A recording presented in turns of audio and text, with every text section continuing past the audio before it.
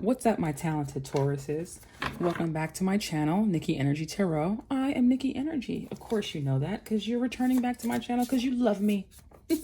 This is your love reading for the month of September 2020. Okay. All right. I hear you. The cards are jumping. This is for Taurus, Sun, Moon, Rising, Venus, and Jupiter. This is a general reading, so some things may apply, some things may not. It's okay. If it doesn't, you can check out one of your other signs or one of the other readers on YouTube because they're all amazing. What do I want to tell you? Okay, so before I get into like the amazing fun stuff, like, oh my God, you're gonna find love and all that good stuff, and it's gonna be amazing and no problems ever stuff, I want to talk about what we can do to heal ourselves, to raise our vibration in our love life. Because sometimes we might have things beneath the surface that we're still working on, or sometimes, we just have just something that might be a challenge for us to get over, and we want to call it out, because when you call it out, we can bring it to light and heal it. So this may apply to some of you, but if you don't resonate with the first half of this reading, you can just go straight to the other half. But this is for Taurus, Sun, Moon, Rising, and Venus, and Jupiter for their love life for September 2020. And you know what? Before I even get into this, Taurus, on September 23rd, the nodes are changing. The North Node and South Node, they stay in a sign for 18 months. And they're changing on the 23rd of September to the North Node in Taurus and the South Node in Scorpio. So we're going to be going through different energy from the 23rd on for the next 18 months. And because it's falling in the sign of Taurus in the North Node, I think a huge theme that's going to be going on in your life is stability. You're going to be working on your foundations and security and stability in your life, but it's also probably going to be a good time for you because it's going into your sign. So just look out for things to be changing. If like in the next few months you notice like some things changing for the better, you like meeting new people, taking people out of your life, some breakups might happen. So you might be meeting some new love or whatever the case is, but that's all happening in the month of, starting the month of September. So look out for that. And you can read more on the North Node and the South Node. Just Google it. But let me get to your reading. So what can my Tauruses do the month of September to heal? What's going on for my Taurus for their love life? Spirit for my Tauruses for their love life. That's one. For my Tauruses for their love life. Yeah. Tauruses for their love life. Okay. I get it. All right.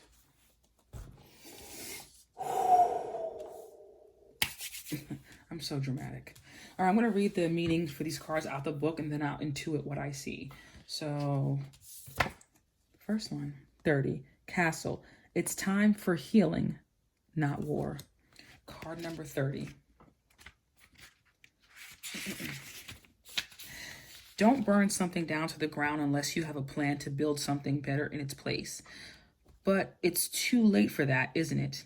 You got angry, you pointed fingers, you called for war, and war was exactly what you got.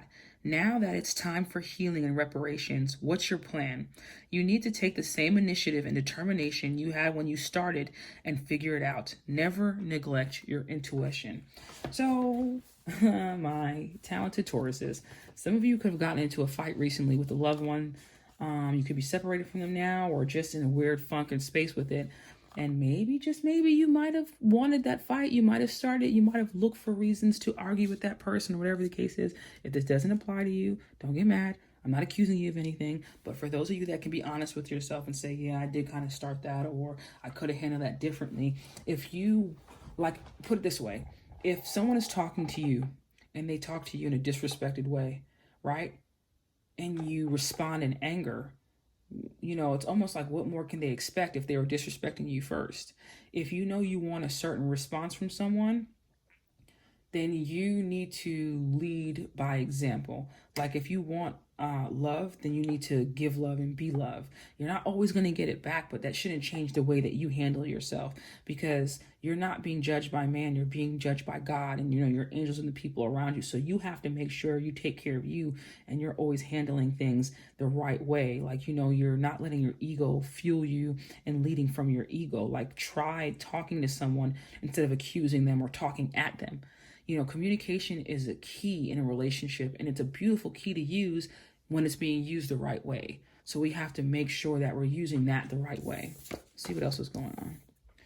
1, princess, you can be your own light. Now listen, there are females on these cards, but this is for men and women, okay? Don't pay attention to what's on the card, just pay attention to what's being said, okay?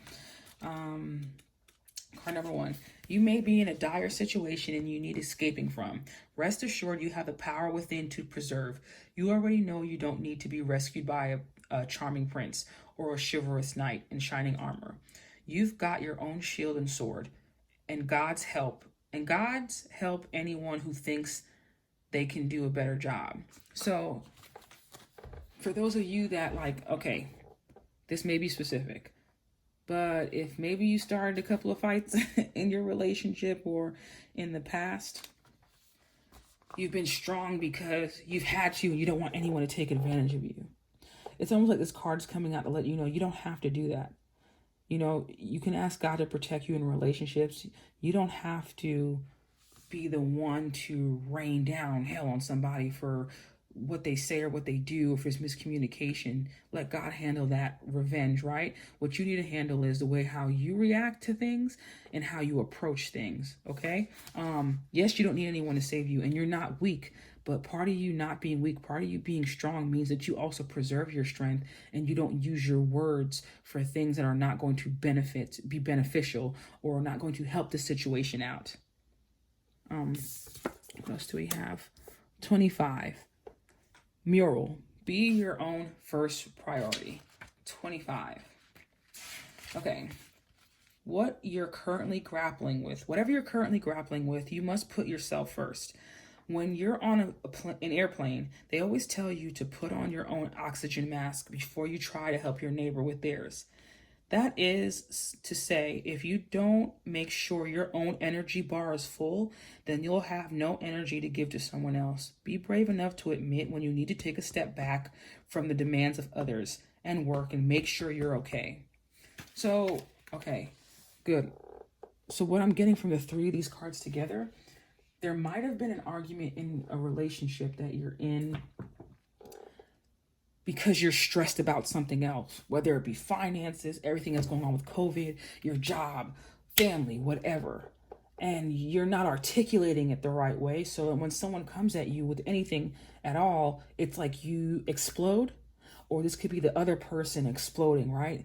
And you don't have to do that. It's like, if you notice yourself getting angry at certain things or exploding, or, your reactions don't fit what the person is doing, then you need to check yourself, pull back, check in with yourself and say, okay, what's really going on? Is it that this person forgot to wash the dishes, or am I upset because I'm being treated like crap at work and I need to focus on how I can fix that situation? So I'm coming home angry. Because, we can carry outside things inside. If you wouldn't want someone abusing you, using you, talking to you any kind of way, or taking out their frustrations from the rest of the world onto you, then you don't have a right to do that to somebody else either. We need to practice what we preach and be perfectly in alignment with what we say we want, right? It's almost like when you're scripting or you're manifesting. When you write something down in a book, what you really want? Well, if you write down that you want, I use this analogy in another reading. If you say you want more money, but then every time you get money, you're squandering it, or you're abusing it, or you're spending it on frivolous things that you don't need, why is God going to bless you with more if you can't appreciate what you do have already? Same thing with relationships. Just because someone's there doesn't mean that it's okay for you to use them as a punching bag, even verbally. I hope you're not physically putting your hands on anybody. I hope no one's putting their hands on you, because that's not okay. But you need to make sure that you're being mindful of the things you're saying, because you don't want to speak negatively to somebody, at somebody, about somebody that you're in a relationship with, that you sleep next to in the same bed, that you're intimate with. Because for any of you that are into occult stuff and spirituality and all those things, and a lot of religions, the quickest way for you to transfer negative energy and bad things like curses or whatever is through the act of intimacy, which I mean sex, right? So if you're sharing space with someone and you're speaking negatively to them, or you're doing certain things that are bad, it's only energy you're bringing back onto yourself, and when it says be your own first priority, make sure you're not putting out energy into the world that's going to come back ×3 and mess you up. Make sure you're the embodiment of the good things that you want. So that might not apply to everybody, but for those of you that are, get what I'm saying, hey, I'm with you. I understand. That's why we did this first. We're healing from this. So after we learn how to speak with love, after we check ourselves, and we don't wait for anyone else to do it for us, what's coming into our life? What is coming in for my Tauruses? We have the moon and the world. First of all, with the moon, I feel like with this argument, first of all, some of you can be dealing with a Cancer, or you can also be dealing with a Leo, another Taurus, an Aquarius, or a Scorpio, right? But we have the ending of one cycle and the beginning of another. So like if you're going through hard stuff in your relationships or fighting or whatever the case is, things that are unseen, you're fighting over things that you don't understand, or things that haven't quite come to light, or suspicions, or whatever the case is. We have an ending to that cycle coming, because you can't force anyone else to change. All you can do is work on yourself. So as long as you're working on yourself, we have a lot of change coming in. This is, to me, I love the world, because this is also can mean like if you're getting out of a relationship or going into a new one, be careful how you're talking to the new person. You can drive them away by your words. But this person that you meet, you can probably meet them online, or they might be someone that lives on the other side of the world from you, because Aquarius is in this card. And to me, the world card means like online or overseas, or over like a long distance away from you. But this is the ending of one cycle and the beginning of another. So I feel like this is the ending of not knowing, or this is the ending of confusion, or not feeling settled, or not being in touch with your intuition because you're letting anger take over. And now we're healing from that, and we're allowing better situations into our life. The World card, it's a card of like next levels, freedom, completion, possibilities, fulfillment, enlightenment. Maybe you need to gain a lot of enlightenment spiritually that's going to help your love life. But this is also a card of an ending going into a new beginning. But this is the next level. So this is the next level of your life. You don't want to go into this next level like you were handling yourself in the past level. It's like you're going from high school to college. Things are a lot different. It's a different playing field. You can be more of an individual. You no longer have to worry about being a part of a group, It's like there's a change. There's a big change coming in your love life this month, and you need to be ready for it and stop resorting back to the ego ways of handling things that you feel comfortable with, because now Spirit's asking you to grow. We're getting all the things out of the dirt. We're getting all the hidden things out inside, the things that you feel whatever about that you need to heal, so you're not bringing baggage into your love life, and we're moving on to something better. We're changing things around for the better. Like I said, moving on to something better. So there's definitely some moving on there. What else do we have? What else do we have?